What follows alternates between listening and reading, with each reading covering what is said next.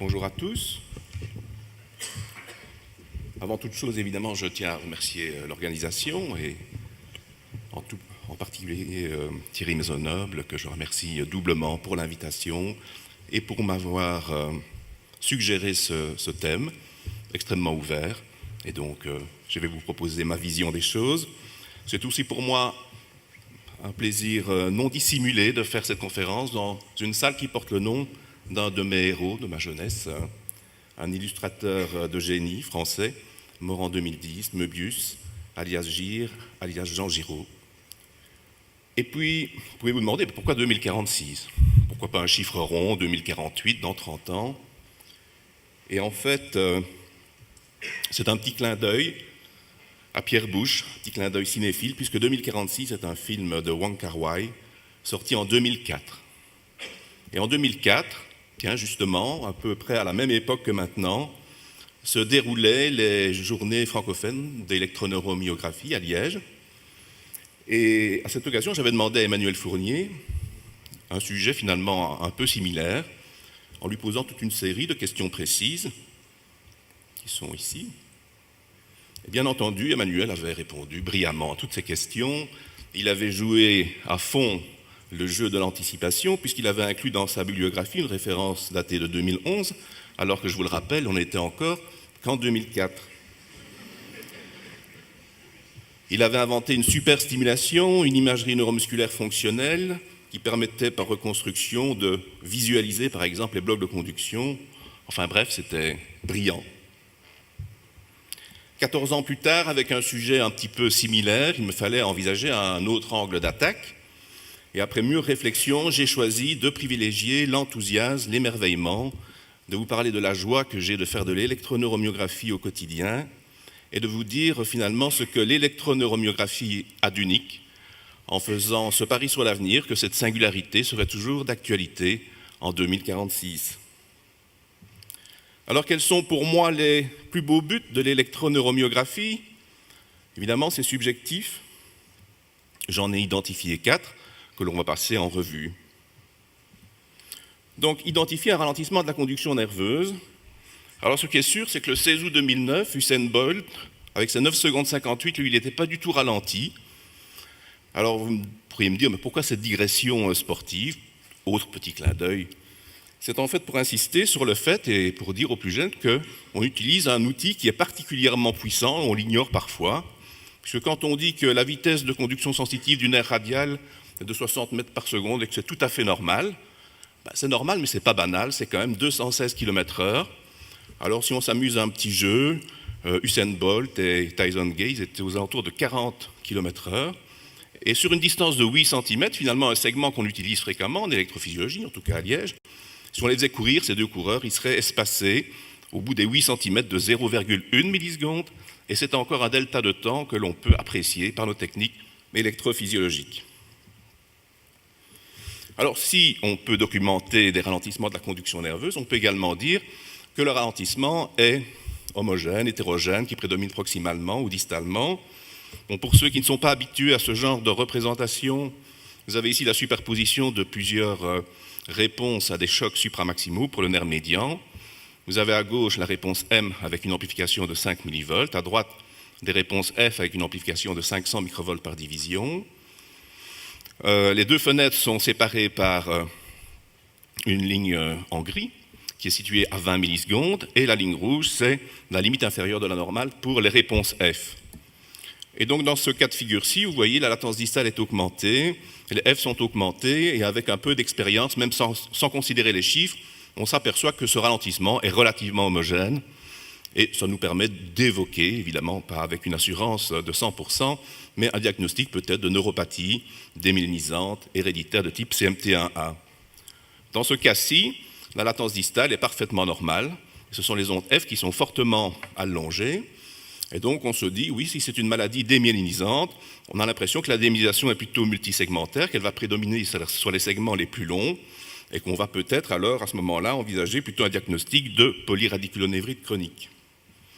Et dans le troisième exemple, ici, c'est surtout la latence distale motrice qui est augmentée, puisqu'en fait, la réponse motrice est entièrement contenue dans la seconde fenêtre, donc au-delà des 20 millisecondes, Et donc là, on va se dire, ça a l'air d'être une neuropathie démyélisante longueur dépendante, et on va envisager donc un diagnostic de neuropathie, peut-être avec production d'anticorps anti-MAG.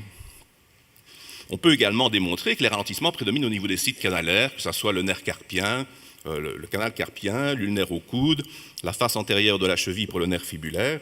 Et là, on va évidemment penser à une autre neuropathie héréditaire, la neuropathie par hypersensibilité à la pression ou neuropathie tomaculaire. Bien entendu, il faut rester prudent dans l'interprétation. Un ralentissement, ça ne veut pas dire forcément démyélisation, et ce n'est pas Emmanuel qui va me contredire. Le ralentissement, il peut être le fait d'une axonopathie avec la perte des axones à conduction rapide.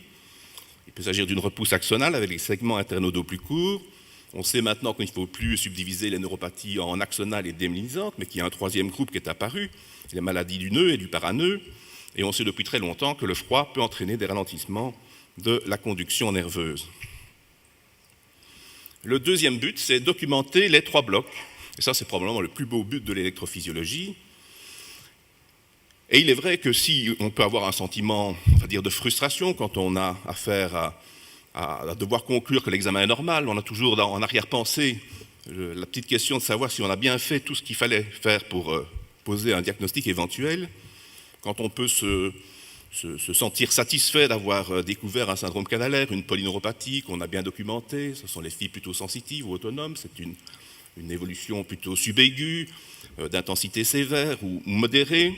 Il y a un autre sentiment quand on met à jour une anomalie fonctionnelle du système nerveux périphérique qui se rapproche, à mon avis, de la jouissance, parce qu'on a en arrière-pensée le fait qu'on est les seuls à pouvoir démontrer ces anomalies fonctionnelles du système nerveux. Alors quand c'est un bloc de conduction nerveux, eh bien déjà là on a à peu près la certitude qu'on va être utile au patient, c'est quand même réconfortant. Si c'est une mononeuropathie, d'emblée le site lésionnel est précisé. Si on a réalisé l'examen un peu tôt, enfin c'est jamais trop tôt, comme je vais le dire plus tard, à quelques jours après l'événement qui a créé la neuropathie, on prendra quand même la précaution de refaire un examen après le 10e jour pour s'assurer que ce bloc de conduction n'est pas un pseudobloc et qui ne va pas laisser place à une axonopathie. C'est pour ça d'ailleurs qu'il ne faut jamais refuser de faire un électroneuromyogramme en urgence, parce que cet examen en urgence est peut-être le seul moment, en cas de pseudobloc, où on pourra préciser le site lésionnel. Quand on est dans un cadre de neuropathie plus diffuse, grâce à la clinique et les examens paracliniques, on sait qu'on va aboutir à un diagnostic très vraisemblablement. Ce sera une PRNC, un syndrome de Guillain-Barré, une MMN ou une HNPP, et d'autres diagnostics sont possibles, bien entendu. Alors le bloc de la jonction neuromusculaire, avec le décrément à la stimulation nerveuse répétitive à 3 Hz, c'est quelque chose qui, à chaque fois, me remplit de joie quelque part. Je ne me lasse pas d'enregistrer un décrément. Il y a quelque chose de magique. Et ce n'est pas magique en fait, parce qu'on sait très bien comment ça se passe. On connaît toutes les explications physiologiques, pourquoi il y a un décrément. Mais ce qui est magique, c'est que le bloc de la jonction neuromusculaire se passe sous nos yeux. On assiste en direct, en live, au blocage des jonctions neuromusculaires, et c'est quelque chose de très particulier. Alors vous savez que pour être méthodologiquement correct, il faut que le décrément diminue, la taille du PAGM diminue entre le premier et le 4e, 5e choc. Il faut que le plus grand écart soit observé entre le premier et le second choc, puis ça réaugmente un petit peu sur la fin, et que ça traduit le débordement du facteur de sécurité de la transmission neuromusculaire. Une autre situation, on a des potentiels moteurs un peu petits au départ, en conditions basales. Il y a bien un décrément lors de la stimulation à 3 Hz. Et puis alors on fait faire, bien entendu, comme l'a dit Emmanuel, un effort de contraction musculaire volontaire pendant 10 secondes.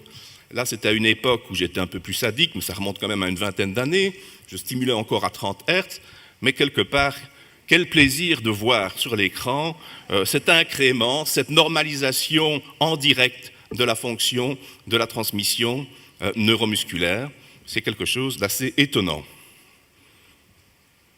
Alors bien sûr, si la stimulation nerveuse répétitive n'a pas permis de documenter le trouble de la transmission, neuromusculaire, eh bien on a encore la possibilité d'avoir le recours à l'étude en fibre unique et d'analyser le jitter. Et le jitter, c'est une fluctuation de latence. Ici, vous avez une jonction pathologique. Ce qui est beau, c'est quand même c'est un seul axone, une seule jonction, une seule fibre musculaire Quelle précision! On augmente la fréquence de stimulation, le jitter augmente, on augmente encore la fréquence de stimulation, le jitter est de 141 microsecondes, c'est énorme. Et donc là, on a bien sûr le diagnostic.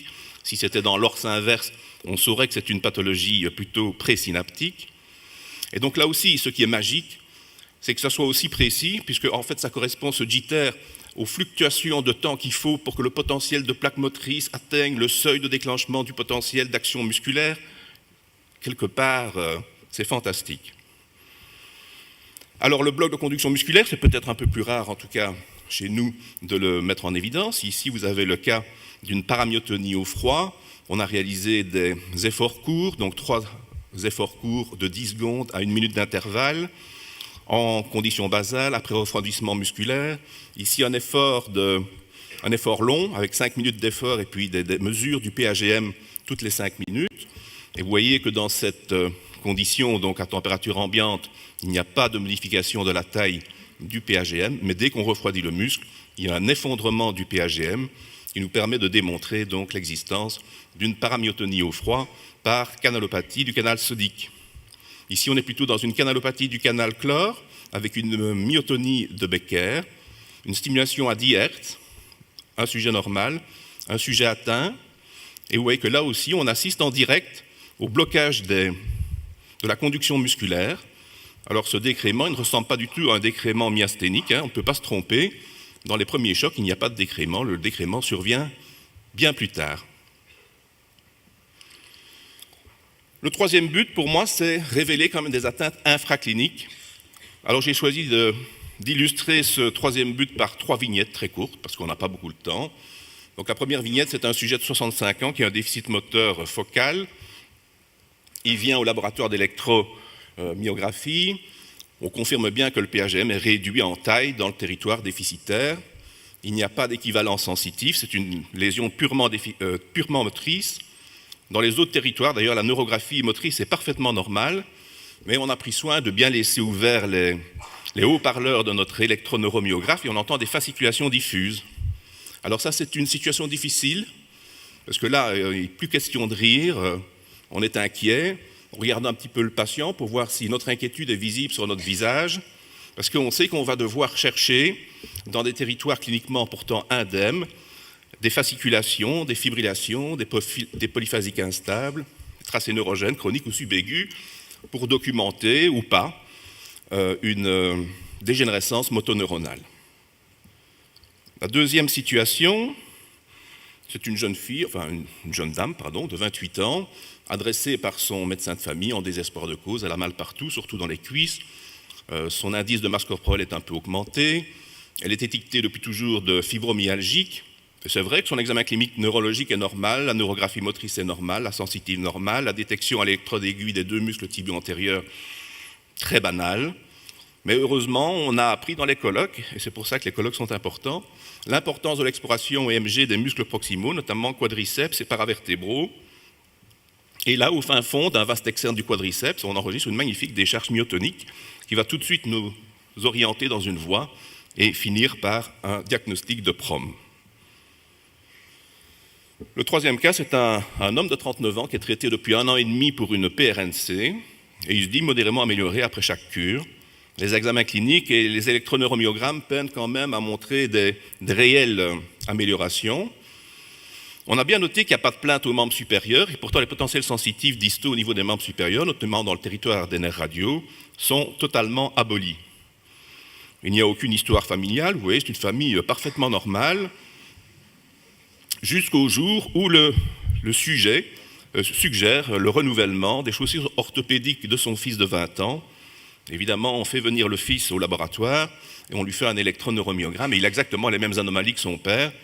Donc c'est pour insister sur le paradoxe électroclinique, une absence de plainte et des potentiels sensitifs abolis, ça doit avant tout faire penser à une neuropathie héréditaire. Enfin, le quatrième but, donc, des éléments pronostiques de la lésion du système nerveux périphérique. C'est important, sur le plan psychologique, c'est bien quand même de pouvoir annoncer aux patients, c'est moins grave qu'il n'y paraît, et bien sûr ça a des implications thérapeutiques évidentes, traitement conservateur, transfert tendineux précoce, suture nerveuse, si on a le sentiment d'une neuropnèse, etc. Donc c'est très important. Est-ce que le site lésionnel est important pour le pronostic? Je pense que oui. En tout cas, pour les neuropathies focales avec une composante axonale, le pronostic sera d'autant meilleur que la distance entre le site lésionnel et les muscles cibles à réinnerver est courte. Et on prend souvent la limite de 60 cm, parce qu'on sait que si c'est plus de 60 cm, et si on doit compter sur une repousse axonale terminale, il faudra peut-être probablement plus de 2 ans, et qu'au bout de 2 ans, l'axone il va tomber sur un muscle complètement sclérosé. Alors, à intensité de lésion égale, les nerfs ne sont pas tous égaux entre eux pour toute une série de raisons que je n'aurai malheureusement pas le temps de détailler aujourd'hui. Alors, est-ce que la perte axonale a une importance sur le pronostic? Bien sûr, c'est majeur. Le pronostic est d'autant meilleur que la perte axonale est faible. Et alors, sur le plan moteur, comment est-ce qu'on évalue finalement la perte axonale? Eh bien, on l'évalue, on l'extrapole plutôt à partir de la taille du PAGM obtenu par stimulation sous le site lésionnel présumé du côté atteint, et on compare cette taille au côté sain, mais pour autant qu'on fasse cette mesure entre le 10e jour et le 1er mois post-lésionnel, parce que si on fait cette mesure-là avant 10 jours, la dégénérescence axonale sera incomplète, et donc on aura une sous-estimation, et si on la réalise au-delà du 1er mois, on aura également une sous-estimation, parce qu'il y a déjà des processus de réinnervation collatérale qui ont été mis en jeu. La neuropraxie aussi joue un rôle dans le pronostic. Ici, vous avez un patient qui a une lésion du nerf fibulaire au niveau du genou. Il a un pied tombant clinique, impossible de dire si c'est sérieux ou pas. L'électrophysiologie dit quoi?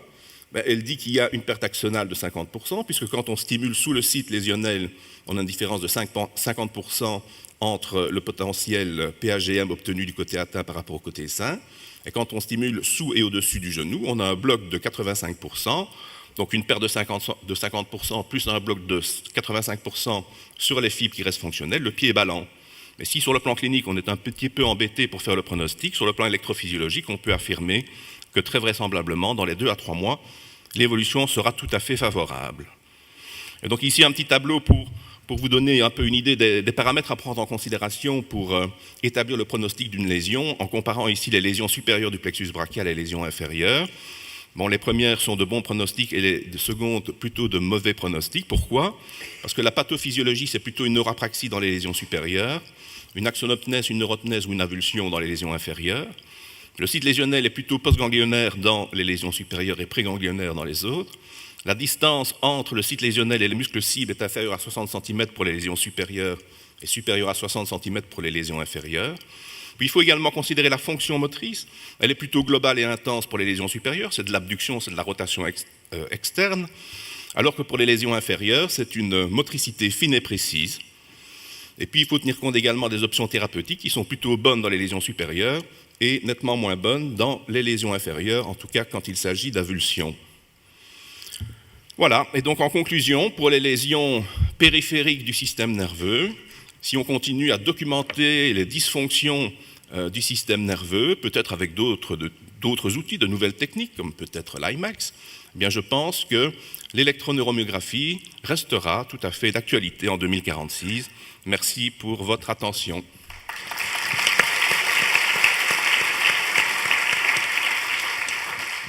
Merci François pour cet excellent exposé. Est-ce qu'il y a des questions? On a temps pour 1 ou 2 questions. Bon. Bien, je crois que tout le monde a très bien compris ton exposé. Je te remercie encore une fois. Merci.